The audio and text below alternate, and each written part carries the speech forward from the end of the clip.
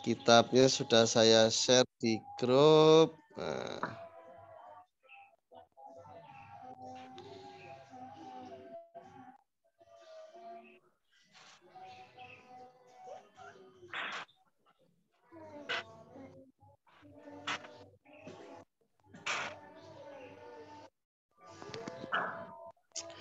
Ya, bismillahirrahmanirrahim. Ini kitab tentang mantik, ya judulnya aja Al-Mantik Al-Wadih, ya tentang mantik lah.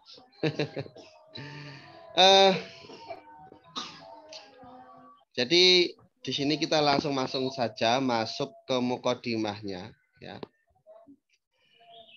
Mukodimatul mantik, jarot adatul mu'alifin, ayazkuru Qabasyur ifima yu'alifuna muqaddimatan tasyamilu ala umurin rasa. Umumnya para pengarang itu kalau ingin membuat sebuah karangan ya, sebuah kitab, itu minimal muqaddimahnya mengandung 3 unsur.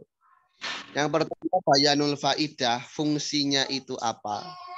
Kemudian pengertiannya itu bagaimana. Tema kajian itu apa?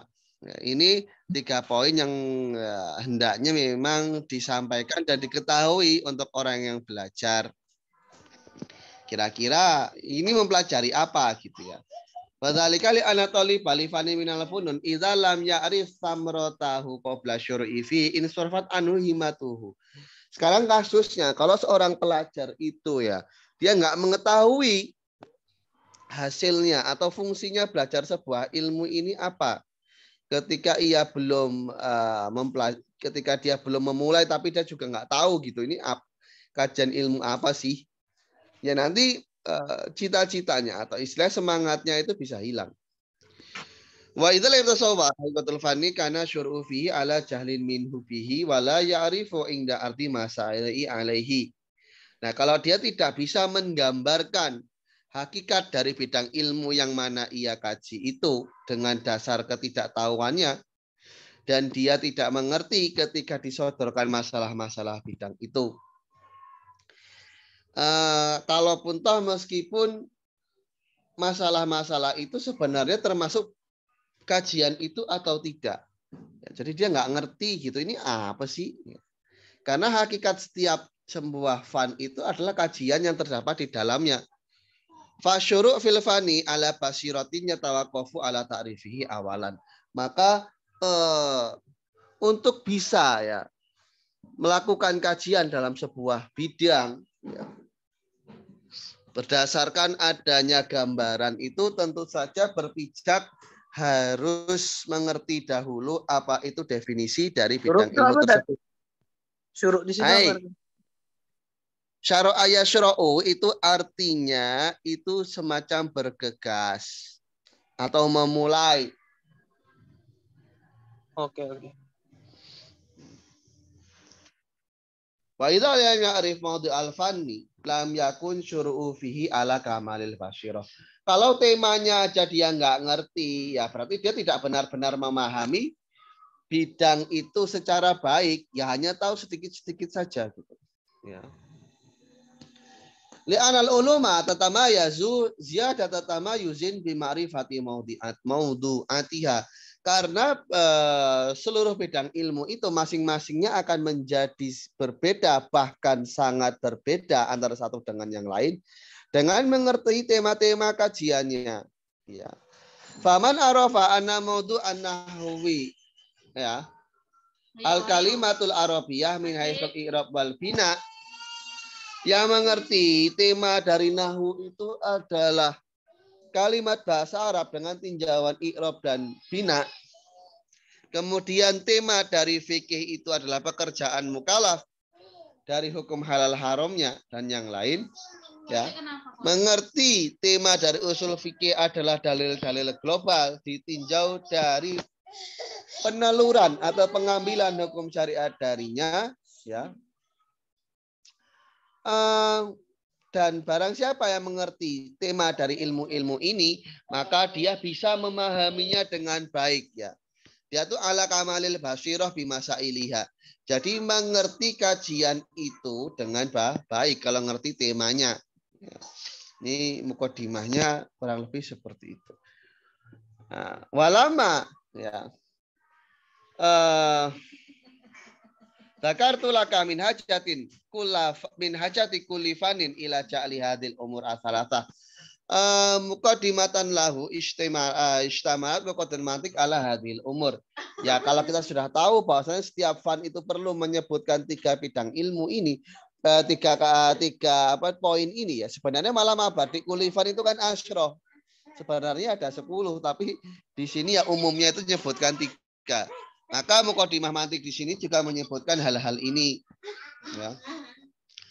Dan mencakup juga kepada 2 hal yang lain, yakni pembahasan dalalah dan pembahasan lafadz. Ya. Kenapa membahas lafadz dalam kajian mantik ini? Karena mantik itu membahas tentang makna yang menghantarkan menuju pengetahuan yang sifatnya nalar. Baik itu minimal gambaran atau peletakan sebuah hukum. Ya. Atau sebuah legitimasi hukum. Maka lafadz itu menunjukkan makna wajib mendahulukan ya bahasan tentang suatu hal yang menunjukkan atau suatu hal yang menunjukkan sebuah makna dibandingkan menunjukkan makna itu sendiri. Jadi mendahulukan pembahasan lafadz dibandingkan kandungan-kandungan maknanya. Ya. Wali anal bahasa al-fat inama huwa min jihati daratiha alal ma'ani.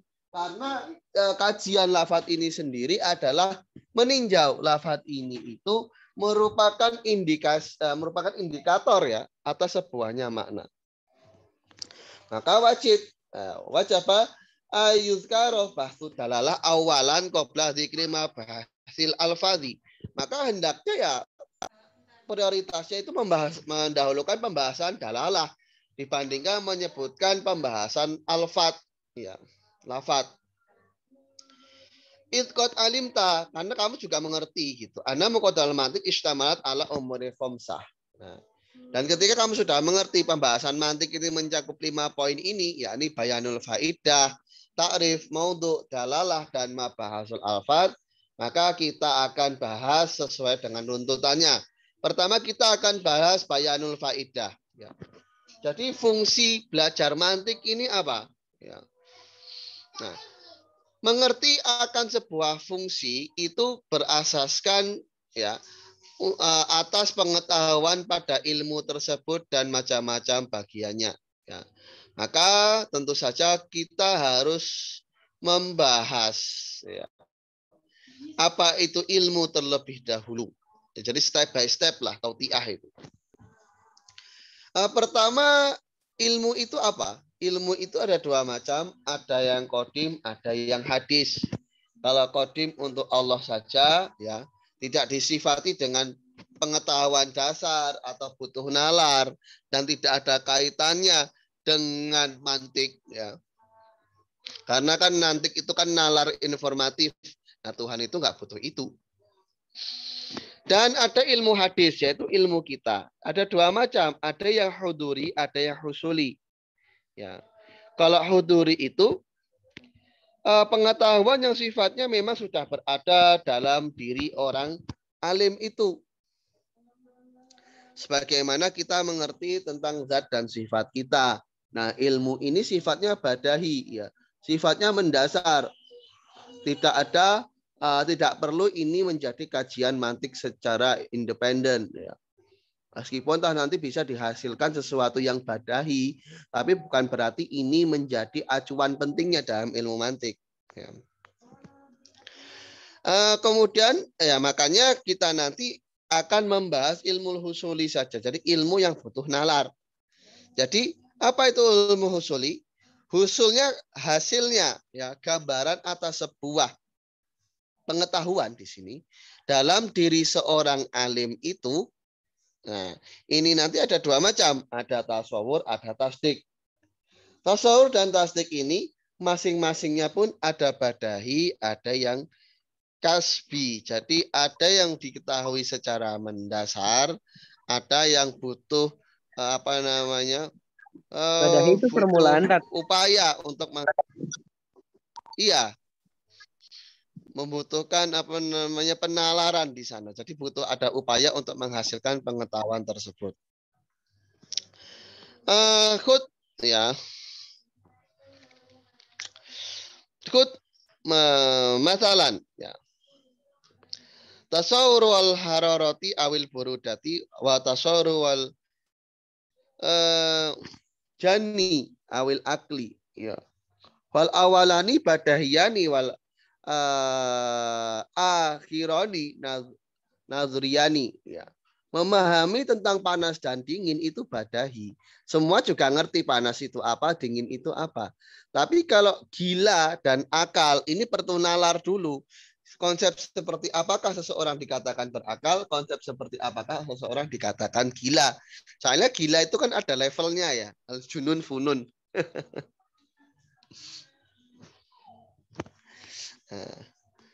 Dan sebagaimana contoh tasdik bahwasanya adanya langit itu di atas kita dan satu itu setengah dari dua. Itu tasdik yang badahi. Ada tasdik yang nadhari sebagaimana memahami adanya alam itu hadis. Ya. Adanya alam itu hadis. Dan mengetahui ada anak akbarodilain fil musalati, bukan musalati, ini musalati. Asghara min majmu'il aini al-akhirah ini. Ya. Bagaimana mengerti adanya dilun ini kan tulang rusuk ya. Yang paling besarnya rusuk ya dalam sebuah rangkaian rangkaian tulang itu ya. Itu tentu saja meskipun dia yang paling besar, tapi dia adalah yang paling kecil. Kalau andaikan dihitung dari kumpulan dua tulang rusuk, ya satu tulang rusuk yang besar tentu saja akan menjadi kecil ketika diperbandingkan dengan dua tulang rusuk kan seperti itu. Atau mudahnya ya, adanya ini kan perlu penggambaran dulu gitu. Kita bayangkan dulu barangnya gitu. Meskipun sebenarnya ini sesuatu yang andaikan objeknya tuh real di mata kita, itu yang mudah-mudah saja. Cuman kadangkala itu sesuatu yang tidak ada di mata kita itu kan perlu kita bayangkan dulu untuk diperbandingkan. Al-awalani ya, yang kedua yang awal itu adalah doruri dan yang kedua itu adalah kasbi. Jadi kalau doruri itu bisa difahami secara mendasar tanpa perlu berangan-angan. Tapi kalau kasbi itu kita perlu menalar dulu untuk membenarkan konsep tersebut. Pak Mi buat lu buka puasa. Contoh mudahnya untuk perbandingan perbandingan dengan angka. Contoh yang doruri adalah satu itu nisful isnain, setengah dari dua. Ini doruri, kayak semua orang juga tahu satu setengah dari dua. Contoh yang kasbi, contohnya umpama satu itu adalah setengah dari 1/6-nya 12. Ini antum mikir dulu nggak? Ya saya rasa pasti mikir dulu. Satu itu setengah dari 1/6-nya 12. 12 1/6-nya berapa? 2 setengahnya 1. Oh iya. Nah, difahami dari sini ya, sebenarnya nadhori dan doruri ini sifatnya nisbi. Jadi tidak bisa dimutlakan secara umum karena bagi beberapa orang tentu doruri, bagi beberapa orang bisa jadi dia adalah nadhori atau kasbi. Karena begini, bagi seseorang yang terbiasa berkutat dengan angka, ketika dikatakan satu adalah setengah dari 1/6-nya 12, ya sudah tahu, ya memang benar begitu. Karena memang otaknya itu cenderung logis matematis kan gitu. Ya, kecuali orang-orang yang mungkin jarang bersinggungan dengan angka, ya mungkin mohon maaf semacam petani mungkin ya. Mungkin ketika dengar itu ya nggak langsung ngeh gitu. Harus mikir dulu. Nah, ketika kita sudah memahami bahwasanya masing-masing dasar dan tasdik itu ada yang badahi, ada yang nadhari, maka ketahuilah bahwasanya fungsi dari mantik itu adalah dinisbatkan kepada nadhari saja, baik tasawur maupun tasdik. Kenapa? Karena itu yang butuh nalar. Ya. Idqot yatanaqadul uqala'u fil maklumat an-nadhariyah.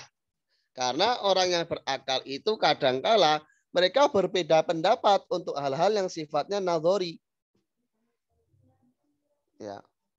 Oh, menurut saya begini, menurut saya begitu. Karena ini tergantung nalar masing-masing.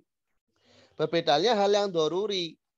Ya, ini kalau ini ya saya rasa semua sepakat.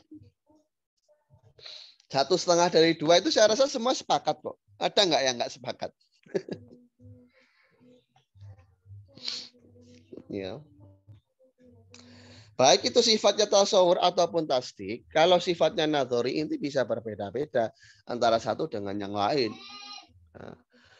Wa mangsya'u ikhtilafihim inama yarji'u ila tariqil ilmi bitikal maklumat. Nah, perbedaan pendapat ini asasnya karena disebabkan metode mereka untuk mengetahui hal-hal tersebut. Fahtija ila qanunin ta'simu mur'atu adzina anil khata'i fi tariqil ilmi nadhari. Maka dibutuhkan sebuah undang-undang, sebuah peraturan yang mana dengan menggunakan atau mengamalkan undang-undang tersebut ini akan menjaga akal pikiran dari kesalahan dalam konsep ya dalam konsep metode pencarian ilmu nadhari itu. Tapi bukan berarti lekas difahami kalau belajar ilmu mantik ini pasti informasinya benar, tidak. Nggak begitu ya. Saya beri contoh begini perumpamaannya dalam matematika. Pak Budi memiliki 5 mobil dan membeli 2 mobil lagi. Sehingga hasilnya ia memiliki 7 mobil. Dalam realitanya Pak Budi nggak pernah beli mobil. Ya. Realitanya Pak Budi nggak pernah beli mobil. Ya karena kemana-mana nge-grab gitu ya. Andaikan jauh langsung pakai jet pribadi. Umpama begitu. Jadi mantik ini nalar informatif dalam artian informasi yang disampaikan kepada kita itu bisa kita nalar dengan baik. Kita tidak salah menalar informasi yang disampaikan kepada kita. Maka faedah dari mantik itu adalah ismatu dzihni anil khata' fi tariqi hadzal ilmi. Jadi menjaga hati atau akal pikiran dari kesalahan dalam cara untuk memahami sesuatu yang sifatnya nadhari. Ya.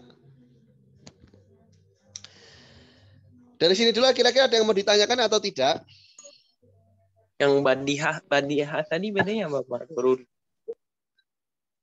Hai. Badihah Gimana? badi apa? Badahi sama Iya. doruri bedanya apa? Permulaan ibadah secara praktek itu maksudnya sama, sesuatu yang mendasar. Kok doruroh itu kan semacam terpaksa, mau nggak mau kita harus tahu. Badah itu artinya sesuatu yang dasar gitu loh. Sesuatu yang mendasar. Jadi orang itu mesti ngerti. Nah, secara praktek dalam penggunaannya itu sama.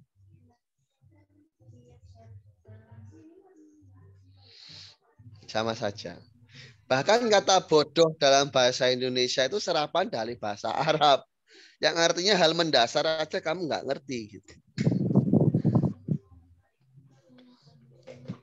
Ada informasi, ada kalau sudah tidak ada yang ingin ditanyakan lagi, saya Ustaz? lanjutkan. Ya minimal tahu gambaran mantik ini bagaimana. Ustaz. Tasdik watas. Ya, silakan. Iya, mohon maaf Ustaz. Jadi masalah itu tadi ya, pengertian dari doruri itu ya. Kadang saya berpikir juga itu itu kan doruri itu kan ayakuna badahiyan amla itu kan relatif ya Ustaz ya. Karena memang Benar. ya nalar, daya berpikir manusia itu memang beda-beda gitu. Jadi doruri ini lebih kepada sesuatu yang tanpa difikirkan sudah dipahami, atau lebih kepada sesuatu yang tidak bisa disangkal lagi gitu. Gimana Ustadz? Misalnya 1 tambah 1 sama dengan 2 itu nggak bisa disangkal lagi gitu. Tetapi misalnya 1/8 dari 10 itu kan agak orang yang nggak akrab dengan angka itu kan harus pakai mikir lagi gitu. Itu kan bagaimana Ustadz gitu. Jadi doruri ini lebih kepada tidak dapat disangkal atau sangat mudah untuk lebih pada tidak disangkal atau lebih kepada sangat familiar gitu. Jelas tidak? Jadi tentu saja ini seperti saya singgung pertama sifatnya relatif ya. Kenapa begitu? Karena meskipun 1 tambah 1 sama dengan 2 atau 2,5 itu 2 itu setengah dari 1 bagi mereka yang hidup di pedalaman yang notabene-nya juga nggak mungkin kurang jeli tentang hal seperti ini, mereka belum tentu memahami loh. Iya. Iya. Jadi memang tapi tentu saja tetap ada hal-hal itu yang sifatnya dorurah secara mutlak saya rasa. Sebagaimana umpama sebagaimana kita kepada ini misalnya contoh pada panas. Iya. Umpama tasawur panas itu saya rasa semua sudah mengalami, tapi bukan tidak mungkin ya ada seseorang yang mengalami kelainan genetika, dia tidak mengerti apa itu, dia tidak bisa merasakan apa itu panas, kan dia tetap tidak tasawur. Itu saya rasa itu keluar dari kalau ada yang kelainan genetika itu kan tidak masuk dalam keumuman ini ya Ustadz ya, itu kan pengecualian gitu. Maksud saya? Sayangnya dalam mantik ini semua kaidahnya sifatnya harus universal. Yang saya ketahui seperti itu. Jadi kalaupun toh ada pengecualian dalam mantik itu sebagai bentuk keuniversalan itu sendiri.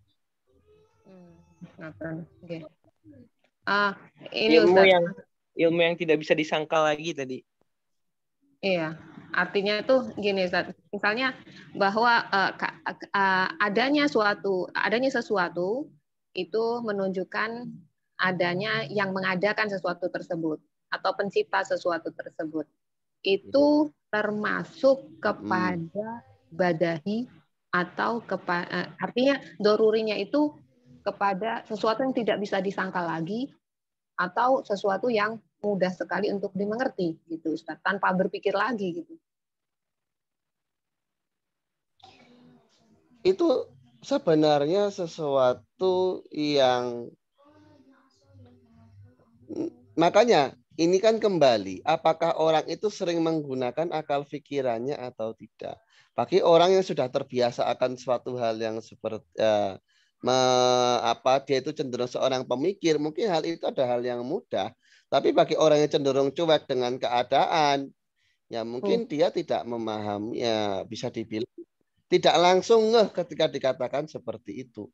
Ya nyatanya banyak orang-orang yang beranggapan sesuatu bisa muncul dengan sendirinya, sebagaimana teori-teori ya orang-orang Barat alam semesta ini ada kan yang mengatakan ada dengan sendirinya tanpa ada yang menciptakan. Realitanya ada saja orang yang berpendapat seperti itu.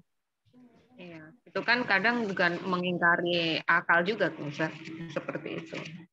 Ya, artinya selalu ada jalan gitu loh untuk berpikir yang lain gitu. Bisa jadi tidak mengingkari akal, tapi memang daya tangkap akalnya seperti itu menyalah. Jadi tetap aja relatif ya Ustaz ya. Kalau mungkin bagi nalar mereka hal itu sah-sah saja. Ya sebagaimana teman-teman kita, mohon maaf yang salafi kan Tuhan itu berbentuk jisim sah-sah aja, menempati tempat itu masuk akal menurut akal mereka gitu. Kembali pada itu Ya, tadi. andai kan dikatakan apa? Iya, maksud saya itu agar keluar Apakah dari dikatakan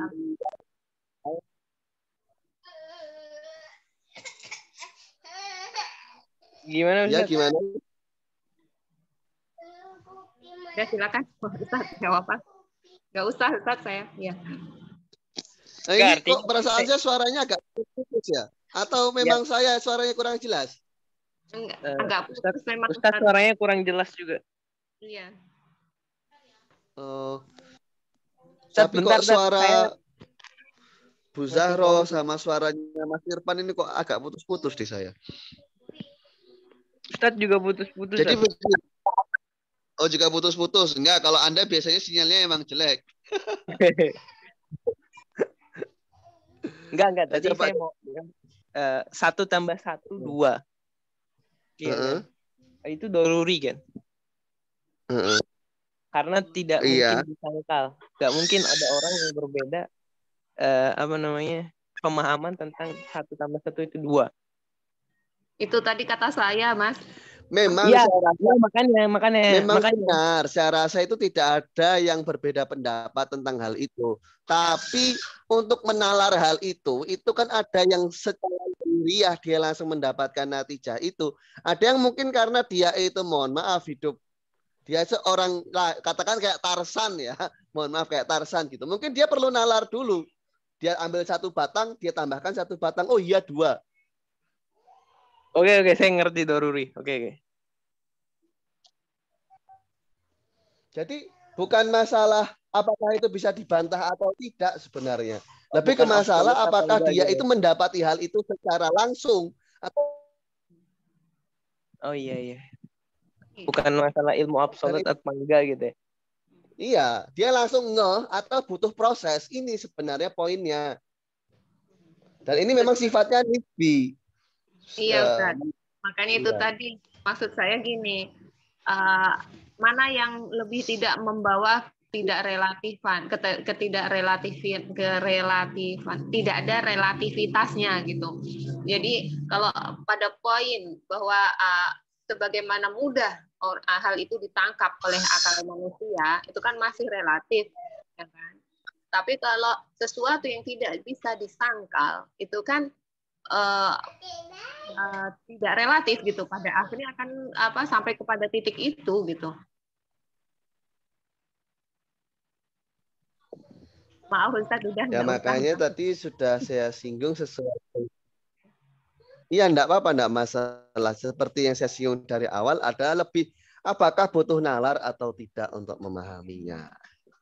Meskipun nantinya itu merupakan hal yang bisa disangkal atau tidak. Yang penting itu prosesnya itu, prosesnya. Baik, saya lanjutkan dulu ya.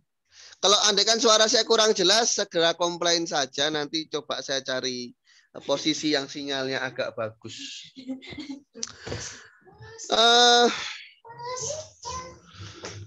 Sampai mana tadi? Oh ya, kita akan lanjutkan membahas tentang tasdik dan tasawur. Ya. Para ulama tradisional dalam kajian mantik ini berpendapat bahwasannya adanya tasdik, yaitu al-idhan, menerima adanya kelapangan dada untuk menerima adanya nisbah khobariyah, adanya peletakan hukum yang berdasarkan kalimat berita secara sempurna, itu adalah tasdik. Jadi definisi tasdik itu begitu. Hati kita menerima, bisa menalar, bisa menerima adanya penisbatan hukum yang disampaikan dari kalimat berita itu secara sempurna. Maksudnya adalah mendapatinya dengan menerima dan melapang dada. Ya. Walaupun toh itu sebatas dzon, walaupun itu sebatas persepsi saja. Karena kalau ilmu dalam kajian mantik itu adalah mutlakul idrok. Apapun yang kita dapati di hati kita, itu syak, itu dzon, itu waham, itu adalah ilmu. Berbeda halnya definisi ilmu dalam kajian ilmu kalam atau ilmu usul fikih. Karena kalau ilmu itu kan menurut mereka apa namanya? Idrakuma tobakol waki, mendapati sesuatu tapi yang memang sesuai dengan realitanya. Nah, kalau dalam mantik tidak, yang penting dia ada gambaran di akal pikirannya, itu sudah ilmu. Sudah idrok. Ya. Wa ala hadza, berdasarkan hal ini bahwasanya mensyarat yang penting dalam konsep tasdik itu ada taslim atas idrok tersebut ya. Jadi dia mendapati nisbah hukum itu dengan dia menerima nisbah hukum yang disampaikan itu, maka tasdik ini hal yang basit, hal yang simpel ya. Jadi karena dia di situ mendapati suatu hal secara khusus ya, dengan tanpa ada imbuhan yang lain, yang ia dapati adalah dia bisa menerima nisbah atau bisa menerima legalitas hukum yang disampaikan itu dengan tanpa menghitung syaratnya ya. Tapi tentu saja tetap ada syarat yang harus dipenuhi untuk hasil adanya taslim dan qabul ini. Syaratnya apa? Syaratnya ada maudhu, ada mahmud, ada nisbah hukmiyah, ada subjek, ada predikat, dan ada penghubung antar maudhu dan mahmud, penghubung antara subjek dan predikat. Kalau dalam bahasa Indonesia secara mendasar ya kata adalah. Budi adalah murid.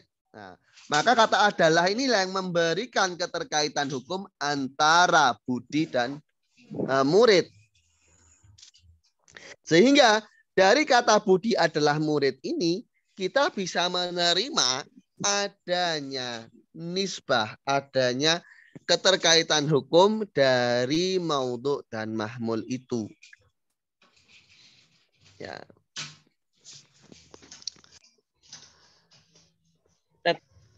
Kama dhahabu ila ana tasdiqa wal hukma syai'un wahidun huwal id'an as-sabiq fa ala madhhabihim yakunu tasdiquka bil qadiyah al qailah Allahu mawjud ma'nahu id'anuka bi thubutil wujud lahu ai idrakuka thubutul wujud lahu ala wajhi taslim wal qabul. Nah, berdasarkan pendapat mereka ini ya, ketika tasdik dan pemberian hukum itu satu konsep, yakni adalah menerima hal tersebut, maka berdasar dengan asas mazhab mereka ini membenarkan sebuah qadiyah yang mengatakan Allah itu maujud, maka artinya kamu menerima akan adanya sifat wujud ini untuk dinisbatkan kepada Allah dengan konsep ya hati kita tuh memang menerima kabar berita tersebut, menerima kebenarannya gitu ya. Menerima adanya penisbatan kata wujud kepada Allah. Ya.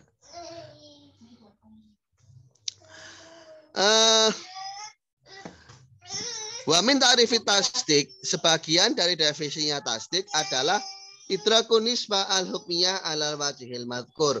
Ya mendapati nisbah hukum. Ya mendapati nisbah hukum tapi dengan cara yang telah disebutkan itu, yakni menerimanya dengan tanpa melihat apakah di sana ada dalil atau tidak, ataukah sesuai dengan realita atau tidak. Maka tentu saja idrok di sini dari tasdik itu mencakup ilmu, taklid, jahil murakab, dan juga zon. Mencakup 4 komponen ini. Karena titik penekanannya adalah ada pada konsep menerima hal tersebut. Adanya gambaran pada hal tersebut. Terlepas itu sampai taraf yakin atau sebatas persepsi atau bahkan salah persepsi sekalipun. Ya. Saya kira A ternyata B. Ya. Saya kira C ternyata D. Saya kira Irfan ternyata Arifin umpama. Salah kenal orang berarti, salah mengenalmu. Nah, itu mengenai tasdik. Nah, perbandingan dari tasdik adalah tasawur. Tasawur ini kita tidak mendapati adanya ya peletakan hukum dengan konsep yang tadi. Maka bisa mencakup konsep idrakul mufrad, kita mendapati sesuatu yang tunggal katanya, ya, jadi katanya itu tunggal, atau mendapati sesuatu hal yang terrangkai tapi nakis. Jadi ada rangkaian kata tapi tidak ada nisbat hukumnya. Atau kita dapati rangkaian kata yang sudah sempurna tapi sifatnya itu adalah insya'i. Insya'i ini berarti berisi tuntutan, bisa perintah, larangan, doa, memanggil. Itu semua kan isinya adalah tuntutan. Maka di situ ya tidak ada pelabelan hukum sebenarnya. Umpama saya perintah ya, saya memerintah seseorang, bocah, tolong ambilkan kunci. Nah, di sini saya tidak menisbatkan hukum kepada bocah tersebut, tapi justru memberikannya perintah gitu. Dan juga yang terakhir adalah nisbah khobariyah, tapi tidak dengan konsep taslim dan qabul, tidak dengan konsep menerima. Bal ala wajhi syak awi tawahum, tapi dengan konsep ragu-ragu ya.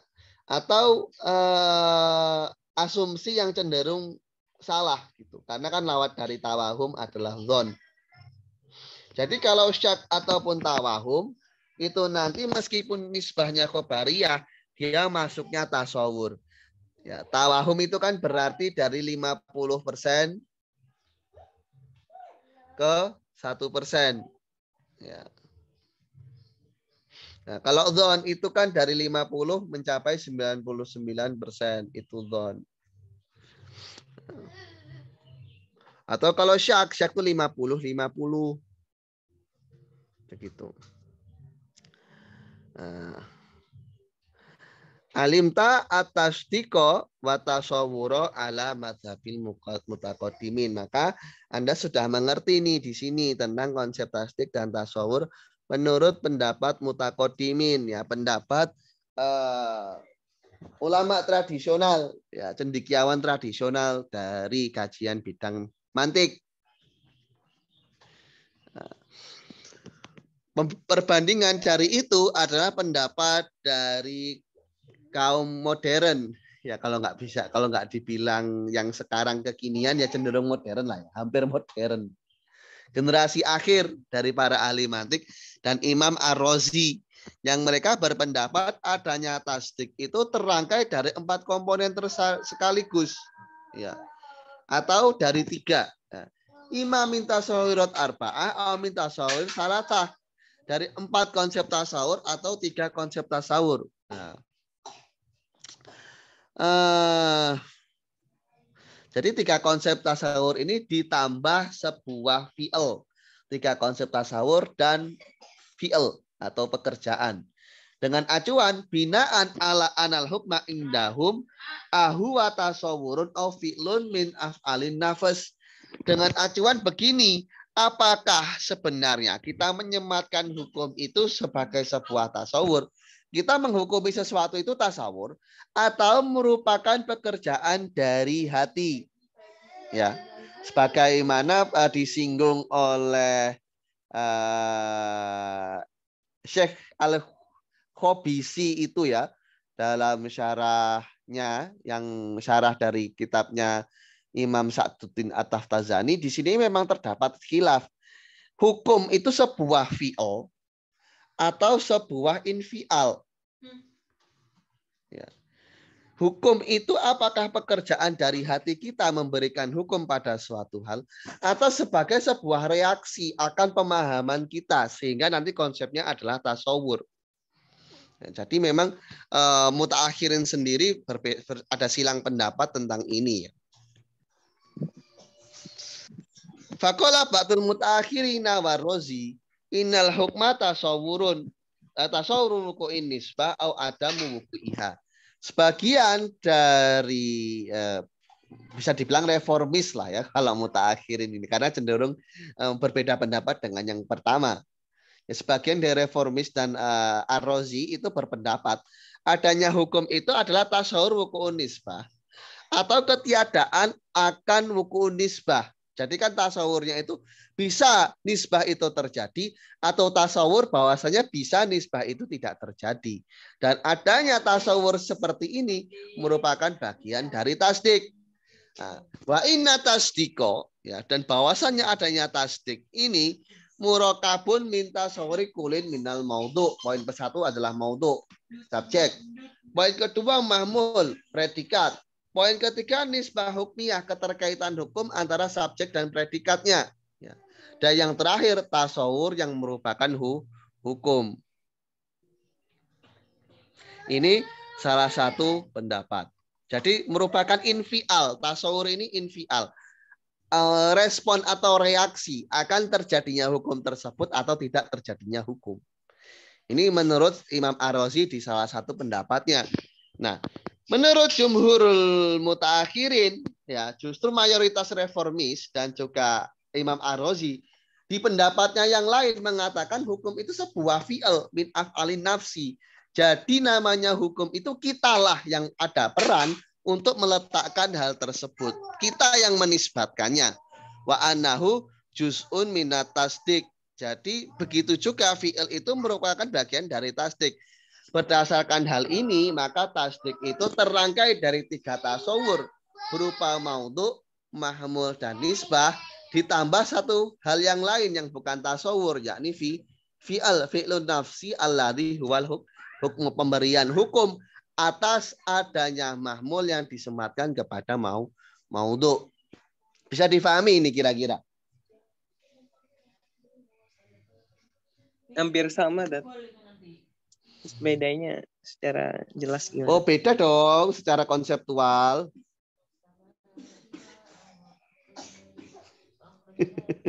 Ya memang hampir sama. Cuman kan tetap beda ya, tetap beda.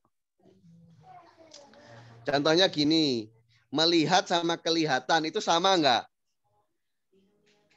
Kalau melihat itu kan bentuk aksi kita melakukan suatu hal. Kalau kelihatan itu kan semacam reaksi kita gitu. Oh, kebetulan tuh kelihatan gitu loh. Cuman kan memang ya mirip. Juga. Ya. Nah, tapi kan kalau dalam konsep tasawur itu kan sebenarnya ya hatinya itu kan membenarkan hukum tersebut, itu juga yang meletakkan hukum juga gitu kan. Cuma kan lebih ke arah responsif kan dibandingkan ke arah memulai, mau dibandingkan arah meletakkan hukum itu kan dia lebih responsif. Oh iya, seperti ini gitu. Lebih ke arah menerimanya dibandingkan meletakkan hukumnya.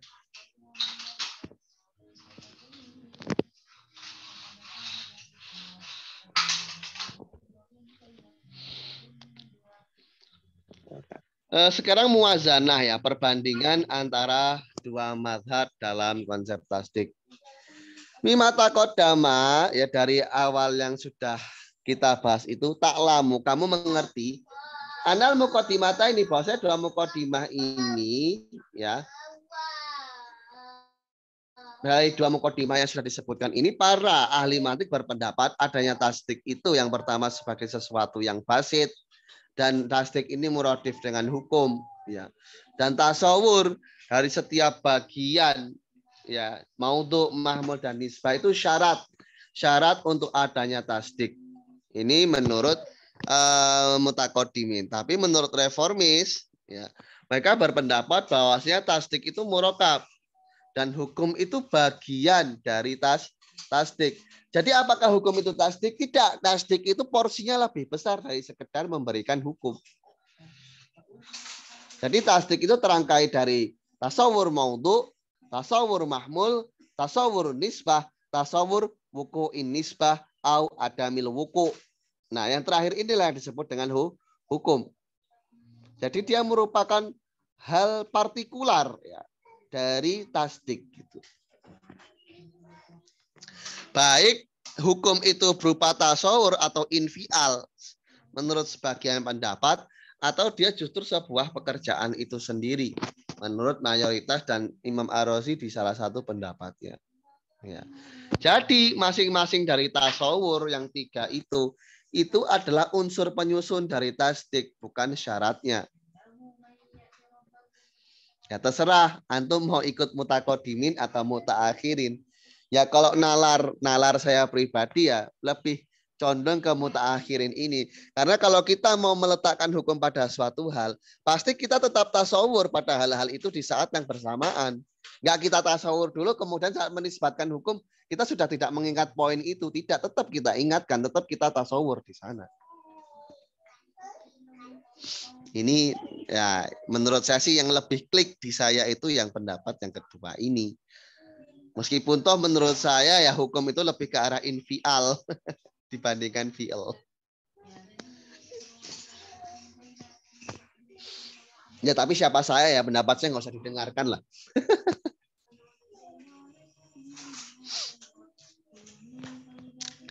Ada yang mau ditanyakan? Kalau tidak kita langsung masuk ke ta'rif atau definisi dari mantik. Ada yang ditanyakan atau tidak? Nggak ada ya?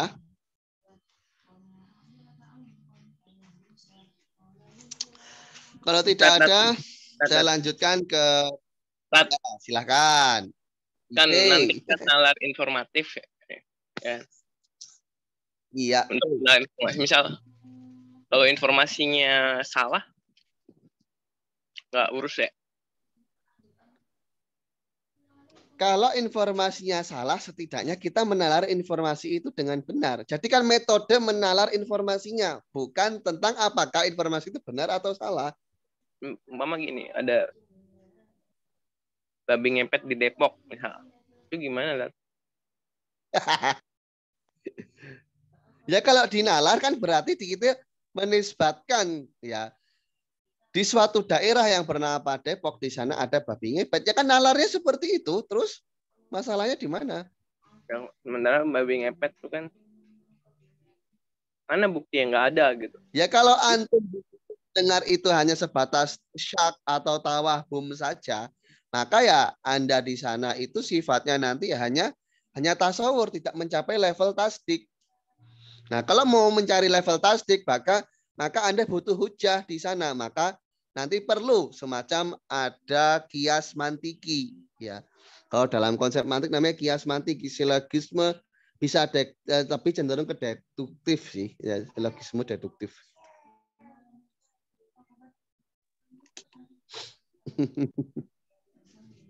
Berarti kalau nggak sampai ke umpama begini. Gimana? Kalau nggak sampai? Kalau nggak sampai tasdik, nggak maksudnya nggak ya, bisa. Tasawur, berarti. Dalilnya nggak ada. Dalilnya nggak ada ya berarti sampainya tasawur aja. Nah, kalau dia tasdik misal, dia nggak berdalil gimana? Saya sering tanya, sudah tasawur belum? Karena minimal tasawur dulu. Saya nggak pernah tanya sudah tasdik belum.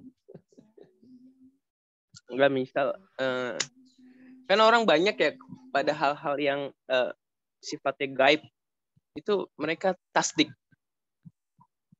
tapi bila dalil tanpa ya, dalil nggak masalah. Taklid lah, katakan taklid.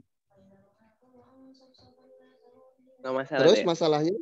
Ya maksudnya kan Ya nggak masalah. mantik nggak bisa. Karena yang dilihat kan idroknya. Mereka sudah idrok belum gitu loh. Nggak mantik nggak bisa mencari ini benar apa tidak gitu. Apa? Kan di sana Rana.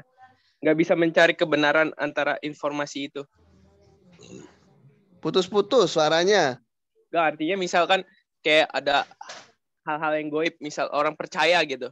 Nah, apakah mantik bisa mendeteksi bahwa benar atau salah? Bisa nggak? Dari informasinya? Iya, pokoknya dari hal itu. Bisa apa nggak mantik? Ya kalau dari informasinya bisa saja dinalar lewat nalar informatif. Kita cari tahu dulu sumbernya dari mana, kan kita nalar. Kita cari tahu dulu kemungkinannya dari kuliatul khomesnya umpama. Kita masukkan dalam konsep makulatnya, masuk enggak? Ada hal gaib tapi menyalahi hukum akal, ya nggak mungkin.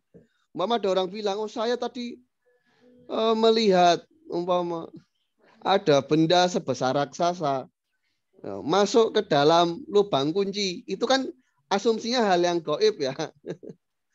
Padahal ya kalau namanya masuk itu tidak merubah ukuran. Ini masuk Pak, dia masuk gitu aja tanpa merubah ukuran, ya berarti dia salah ini nggak masuk dalam nalar informatif. Kenapa? Karena namanya masuk itu ukurannya harus lebih kecil dari lubangnya. Berarti yang dimaksud dengan dia itu bukan masuk tapi menembus pintu, bukan masuk ke lubang pintu. Karena kalau masuk dia tuh merubah ukuran. Ini nggak merubah ukuran, dia masih tetap gede tapi masuk ke lubang pintu. Ya jelas ini dinalar nggak masuk. Gitu. Oke, siap. Iya. Iya gitu.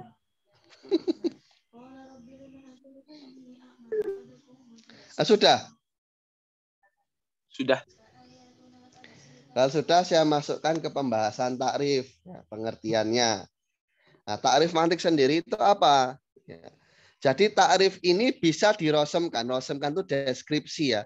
Bisa dideskripsikan sebagai media, perangkat, piranti, ya, apalagi perabot. Yang sifatnya itu adalah peraturan yang mana jikalau mengamalkan atau menggunakan peraturan ini dengan baik, maka akan menjaga akal pikiran kita dari kesalahan dalam berpikir. Berpikir dan menalar itu adalah muradif, sinonim menurut kaum tradisionalis. Ya, yakni sebuah ucapan atas gerakan hati atau gerakan pikiran, ya, yang dimulai dari keperpindahan rasa. Ya, jadi dia itu apa namanya? Berpikir itu kan ada gerakan dalam akal pikiran kita gitu. Dia ada gerakan dalam akal pikiran kita untuk merasakan, ya, untuk menggambarkan, untuk ini benda apa sih sebenarnya itu. Jadi ada semacam perasaan, kita berusaha merasakan dalam akal pikiran ini wujud bendanya seperti apa. Lil bahti anil maklumati al munasibah, untuk mencari informasi yang cocok untuk mengetahui hal tersebut. Ini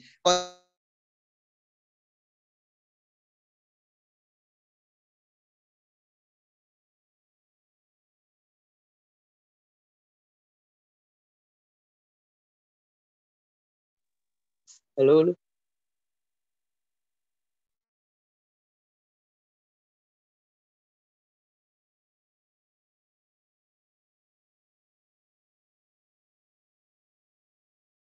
halo, Halo, halo. putus ya? Ya, ya. Tadi putus. Ya. Jadi secara kronologis namanya berpikir itu di akal pikiran itu ada konsep peralihan ya mengenai bagaimana merasakan suatu hal yang akan kita cari tahu ini ya dengan mencari informasi yang cocok untuk menguak hal ini itu sebenarnya bagaimana. Itu awalnya. Dan berakhir watantahi ya watantahi bil usur ala tilkal maklumat, berakhir kita memang bisa mendapatkan informasi tersebut ya. Watabda'u thaniya tuhuma bitatibi tikal maklumat ya. Watantahi bil usul ila ma'rifatul majhul. Kalau nalar itu adalah merangkai informasi tersebut ya. Merangkai informasi tersebut dan berakhir hingga sampai kepada konsep di mana kita bisa mengetahui sesuatu yang tidak kita ketahui. Jadi meskipun toh muradif, tapi di sini diberikan dua pengertian yang seolah berbeda untuk fikir dan nazar. Tapi ya maksudnya sama di situ. Jadi ada konsep peralihan, makna peralihan gambaran dari pertama menuju kedua dengan mengumpulkan informasi yang dibutuhkan. Konsepnya sama begitu.